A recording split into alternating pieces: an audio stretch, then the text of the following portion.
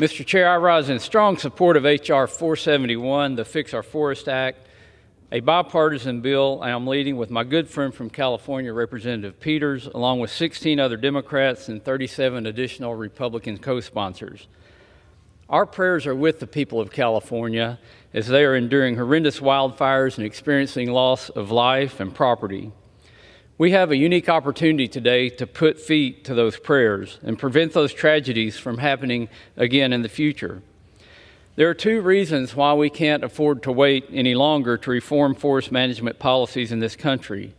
Number one, the stakes are too high. And number two, what we're doing is not working. First, let's talk about the stakes. The Los Angeles wildfires have caused unimaginable damage and will likely become the costliest in American history, with early estimates suggesting upwards of $250 billion in damages. More than 16,000 structures, homes, schools, grocery stores, entire neighborhoods, and communities have burned. And sadly, at least 28 people have tragically lost their lives. But we know, and we all know, that such figures can only tell part of the story. No price tag can be placed on the loss of a beloved family member or friend. No property valuation can register the pain a family feels after losing a home where cherished memories were made. No bookkeeping accounts for the lost dreams of a small business owner whose life work has gone up in smoke. These are the true cost, the human cost of catastrophic wildfire. Losing 16,000 structures is nearly unfathomable. Local officials reported that it looked like a bomb was dropped on these communities after the smoke had cleared. But what's truly startling is that there are 44 million homes in the wildland-urban interface nationwide, more than 70,000 communities just like Pacific Palisades, at risk of being wiped out by catastrophic fire. This brings to my second point. What we've been doing is not working. This bill passed the House last September with a strong bipartisan vote. Unfortunately, the Senate failed to move it. In the interim, more than 1.5 million more acres burned across the country. The Fix Our Forest Act offers a broad set of common sense solutions that must be enacted.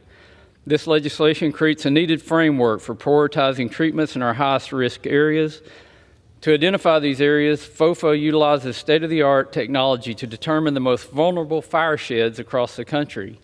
Then it incentivizes the use of emergency actions to prevent wildfires.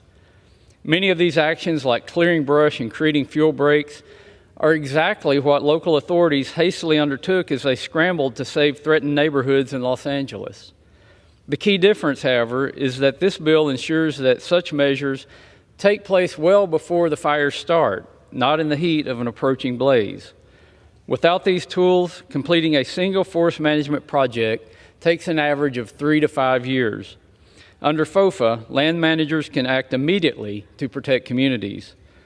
FOFA also expands existing categorical exclusions up to 10,000 acres so that prevention measures can meet the scale of the crisis. Under the status quo, if land managers want to reduce hazardous fuels in an area roughly the size of the Palisades fire, they would need 8 separate categorical exclusions. Under FOFA, they would only need 2. This change is based on proven results like the 10,000-acre CE in the Tahoe Basin. That was a bipartisan effort by Representative McClintock and the late Senator Dianne Feinstein. These efforts saved South Lake Tahoe from certain destruction during the Caldor fire. FOFA also protects communities by creating a community wildfire risk reduction program and clearing hazardous trees from utility rights-of-way to prevent fires like the ones that destroyed Lahaina in Maui and Paradise in California. FOFA supports wildland firefighters by creating a new casualty assistance program for firefighters killed or injured in the line of duty, ensuring they have access to the latest technology so they can detect and put out fires faster, and standardizing repayment timelines with local fire departments so non-federal partners aren't waiting years to get the money they are owed. I've only briefly described some of the important bipartisan pieces in FOFA, but it involves much more to make forests more resilient, healthier, and safer from sea to shining sea. All these tools available in this bill echo a similar theme. We must restore common sense to our approach to forest management. This comprehensive package is the result of years of hard work and bipartisan collaboration, formulated through hearings, site visits, and member feedback. Fixing our forests should not be a partisan issue, and today it's not. I urge my colleagues to support this bill and reserve the balance of my time.